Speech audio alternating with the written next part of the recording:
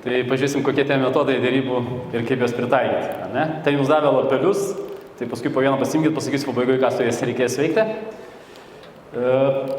Pradedam tada, aš iš karto gal pradėsiu nuo... Jau veikia?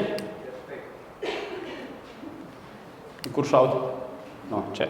Gerai, tai pradėsiu nuo dėrybų sėkmės faktorių, nes, iš esmės, dėrybos yra dalykai, kurie lemia sėkmę ir aš daugiausiai jų yra mumise pačiose ir tose įgūdžius, kuriuos mes turim. Būdama situacijų, kai žurnalistai kartais klausia dėrybininkų gimstama ar išsiugdomi tam tikri dalykai, tai man atrodo, kad aš gimiau. Nes mama sakė, kad gimdymas buvo sunkus, reiškia, kad išeičiau šį pasaulį reikėjo dėrėtis. Ne? Tai aš susitariau ir dabar esu čia. Gali būti, kad reikės ir išeinant su kažkuo ten tartis, nežinau.